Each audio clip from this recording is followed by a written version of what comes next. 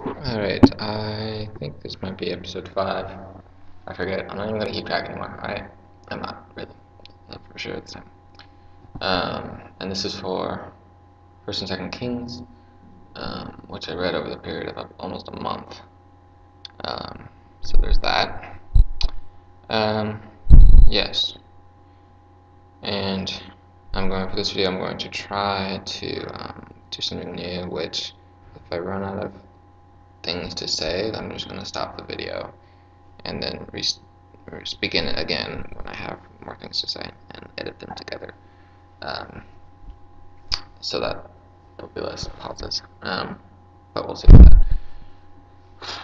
So my first core idea, I'm going to have to talk it out before I say it probably, is actions have consequences. It's not very profound, but actions, I think the way the 1st and 2nd Kings seem to be portraying the kings of Israel and Judah is that humility prompts humble actions, but pride prompts primarily proud speech and lacking of action. Like those that will say, "Oh, this person failed to walk in the way of David and the way of the Lord, and this person didn't keep his promise or didn't get rid of the high places." So when you're doing wrong, pride is holding you back and being a limiting factor. Whereas humility, it might seem like humility would be the limiting thing, saying that I'm not so great, like I'm just a little child, like Solomon says. But really, it's the thing that frees you. It's when you are actually doing more, and then the Lord blesses you and establishes your kingdom. So there's this idea of consequence to action, where good is actually the thing that has substance and evil is not, kind of an Augustinian view on that to some degree. But the thing with the consequence is that for evil in particular, it comes when the timing is right, which isn't always immediately. Like Solomon's heart is turned away, which is like kind of a pride thing. Like his actions aren't necessarily so bad, although he does worship. Well, I don't know if it says specifically that he worships other gods, but his heart is turned away to other gods because of his many wives. What was I saying?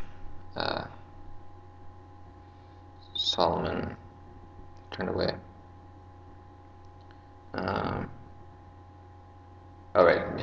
God says that he, because of David, will not destroy Solomon, but he will take away his son's kingdom. So the consequence doesn't happen in Solomon's lifetime. But the point that it seems to be making a lot of time is that the consequence will come. So the wise that can see far don't do wrong because they can tell that there's going to be consequences. So, for example, Hezekiah, I found this actually quite odd, that Hezekiah does wrong. He shows the Babylonians around the temple, which was bad because he should have just killed them probably. He shows them that, and God rejects him, right? But God says, "Oh, but I'm not going to reject you. I'm just going to reject your children. Your children will be the ones that are punished." And Hezekiah says, "Whatever, because it's not going to happen in my lifetime. I don't care."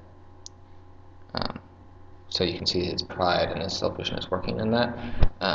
So I think it's weird because it's not like he can't see the consequence. It's just that he sees it and he says, "Oh, it doesn't affect me, so I don't care." Whereas I think if he were wiser, he would be saying, "Oh, this is actually bad. This is affecting me because by affecting my family, it's affecting me, and also it'll affect my legacy, it'll affect my standing with God in the afterlife, and all that. So anyway, the wise see the consequences that are coming, but the unwise do not. So the core idea is kind of linking humility with wisdom and substance, and being able to see consequences and avoid them ahead of time, and evil with being insubstantial, pride, inaction, and inability to see consequences coming even further down the road, which is why you do it, because if it's always instant, you might not do it. But for some reason, God finds it good to delay punishment. I don't know if verse 2 Kings gives you a good reason why God delays punishment sometimes. But like, he does it both on an individual and a communal aspect. Like all of Jerusalem is punished at the end of 2 Kings with the fall of Jerusalem and everything with Nebuchadnezzar. But individuals are punished definitely too. So just a big theme of consequences come. And yeah, so core idea, and very specifically put, it's kind of needs to be more clearly thought out.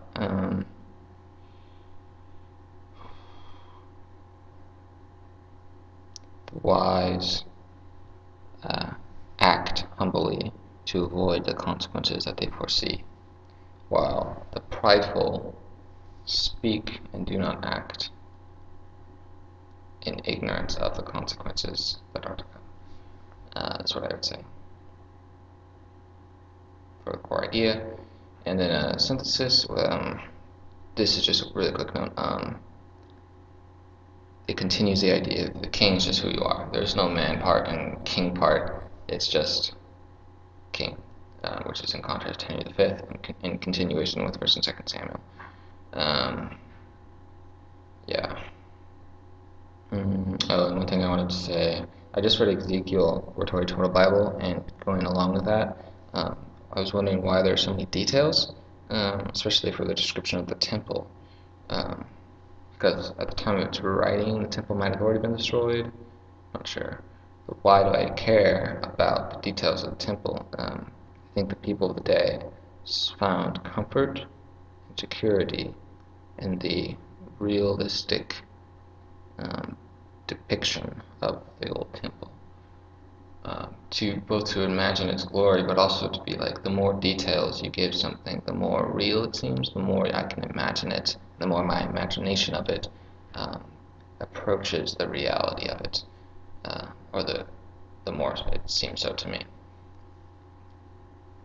So synthesis, details grant security. Don't think that's a great synthesis. In general, I don't think this video has been very good, but 1st and 2nd Kings was hard to work with. I'd like to talk about, but the video is over. But I'm going to say, I would like to talk about 1st and 2nd Kings. Why don't punishments come instantly? Is Hezekiah really right in saying that if the consequence doesn't come now, then it doesn't matter? What is the value of having a son who's established on the throne? Why does God sometimes punish people's sons instead of them, or punish people through their sons after they're dead? How does providence work out in that he says your son will fall, and it seems like his son actually deserves to fall because they do evil? Is God causing them to do evil? Something like that. So those are all just questions. I don't have answers to those. There's a spot where it seems like God might be condoning lying, which I don't like the idea of, and some things like that. 1st and 2nd Kings was fun, but I'm not sure what to do with it. My theology of life and the Bible. Okay, there you go. I would like to make better videos, but I do very much like making these videos, and they help me think.